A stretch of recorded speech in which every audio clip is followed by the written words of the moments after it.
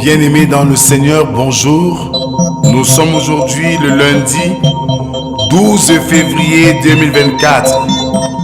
Au lendemain de la fête de la jeunesse, l'écrivain Penda dit « L'adversité met la prudence au cœur de l'homme ».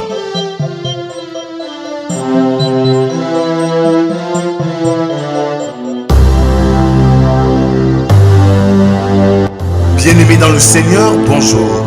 Nous sommes réunis ce matin, comme chaque lundi à vendredi, dans le cadre de la méditation quotidienne.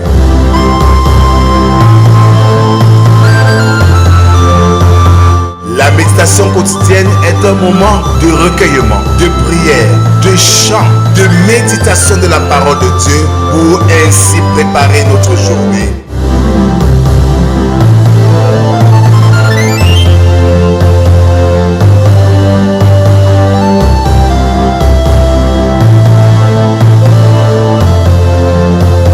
Pour vous servir, le pasteur Rodrigue Gage de l'église évangélique du Cameroun.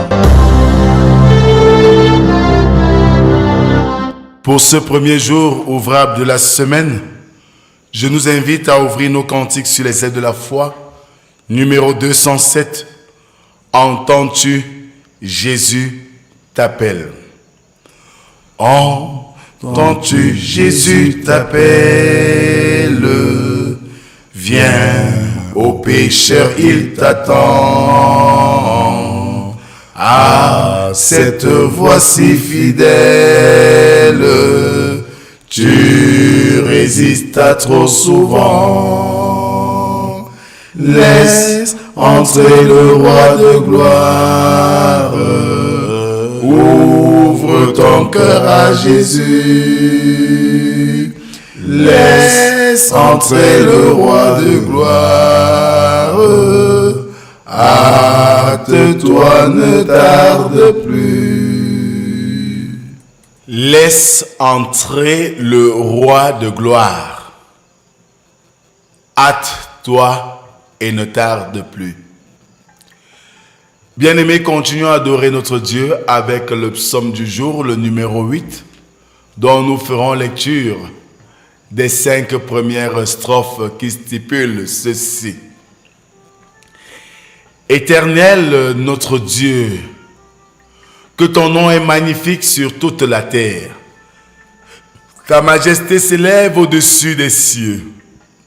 Par la bouche des enfants et de ceux qui sont à la mamelle, tu as fondé ta gloire pour confondre tes adversaires, pour imposer silence à l'ennemi et au vindicatif.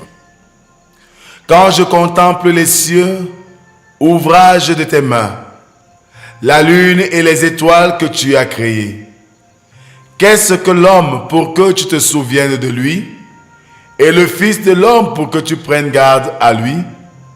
Tu l'as fait de peu inférieur à Dieu, et tu l'as couronné de gloire et de magnificence. Amen. Merci Seigneur pour cette grâce que tu nous accordes de voir ce jour nouveau. C'est avec joie et reconnaissance que nous nous jetons à tes pieds ce matin pour te dire « Gloire, gloire est ton nom Seigneur ». En ce moment prévu pour la méditation et l'écoute de ta parole, donne-nous l'intelligence afin que ce que nous allons lire ne soit pas seulement des 20 mots, mais que ce soit une semence dans nos cœurs, dans nos vies, et que nous puissions marcher dans ta sainte lumière. Amen. Ce matin, nous méditons dans le livre de Tite 2, versets 11 à 15. Là, il est écrit: car la grâce de Dieu, source de salut pour tous les hommes, a été manifestée. Elle nous enseigne à renoncer à l'impiété et aux convoitises mondaines et à vivre dans le siècle présent selon la sagesse, la justice et la piété. en attendant la bienheureuse espérance et la manifestation de la gloire du grand Dieu et de notre Sauveur Jésus-Christ, qui s'est donné lui-même pour nous, afin de nous racheter de toute iniquité et de se faire un peuple qui lui appartienne, purifié par lui et zélé pour les bonnes œuvres. Dis ces choses, exhorte et reprends avec une pleine autorité, que personne ne te méprise. Amen. Bien-aimés dans le Seigneur, la doctrine de la grâce et du salut, voilà un débat qui égare beaucoup de personnes. Ces personnes qui disent que comme la grâce est offerte, on peut vivre comme on veut. La grâce, certes, est donnée, le texte dit que la grâce de Dieu, source de salut pour tous les hommes, a été manifestée. Ça veut dire qu'au départ, la grâce de Dieu est offerte à tous. Mais ce n'est pas tous qui pouvons en bénéficier. On peut bénéficier de cette grâce que si et seulement si nous renonçons à l'impiété et aux convoitises mondaines et que nous vivions dans la sagesse, la justice et la piété. Certaines personnes donc, taillant la parole de Dieu à leur dimension, se disent, nous sommes déjà graciés. Et quand nous sommes graciés, on peut faire comme on veut. On n'a même plus besoin de confesser nos péchés parce que nous sommes déjà graciés. Non. Nous allons essayer de voir de manière pratique. Si nous sommes condamnés et emprisonnés et que nous continuons à vivre comme nous voulons sans respecter les règles de la géole, nous risquons doubler notre peine. Qu'en sera-t-il alors si au moment où nous apprenons que nous sommes graciés et que nous faisons encore un forfait, nous serons à nouveau condamnés? Ceci pour dire que la grâce que Dieu nous accorde n'est pas bon marché. Nous devons l'entretenir pour la mériter et la conserver. Si on vous offre un présent de haute facture, si vous ne savez pas la conserver, vous allez la perdre. La grâce de Dieu est offerte. À nous de la prendre, de la conserver. Et conserver cette grâce, c'est vivre dans la piété, dans la justice, en fuyant toutes les convoitises mondaines et en recherchant la face de Dieu. Voilà ce à quoi nous sommes appelés ce matin, à vivre ou à voir dans notre vie. Amen.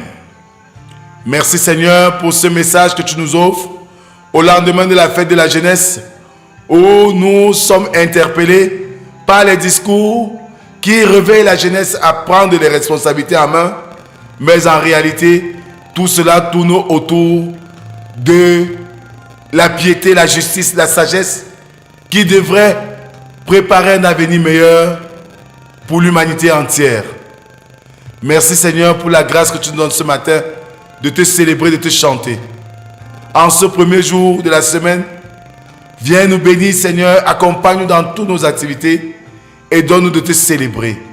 C'est au nom de Jésus-Christ, ton Fils, que nous t'avons ainsi prié. Lui qui nous a appris à te dire: Notre Père qui es aux cieux, que ton nom soit sanctifié, que ton règne vienne, que ta volonté soit faite sur la terre comme au ciel. Donne-nous aujourd'hui notre pain de ce jour. Pardonne nos offenses, comme nous pardonnons aussi à ceux qui nous ont offensés. Ne nous soumets pas en tentation, mais délivre-nous du mal. Car c'est à toi qu'appartiennent le règne, la puissance et la gloire, pour les siècles des siècles. Amen. Alors, bien-aimés, le monde et ses convoitises veulent nous détourner de l'essentiel. Ne culpabilisons pas Ne culpabilisons plus. Sachant que nous sommes graciés. Ce qui nous reste à faire, c'est de vivre dans la justice, la piété et surtout une bonne dose de sagesse. Afin de toujours être en harmonie avec notre Dieu. Que la grâce, la paix et l'amour de Dieu soient notre partage pour toujours et à jamais. Au nom du Père, du Fils et du Saint-Esprit, un seul Dieu éternellement béni. Amen. Bon début de semaine, excellente journée à tous et à demain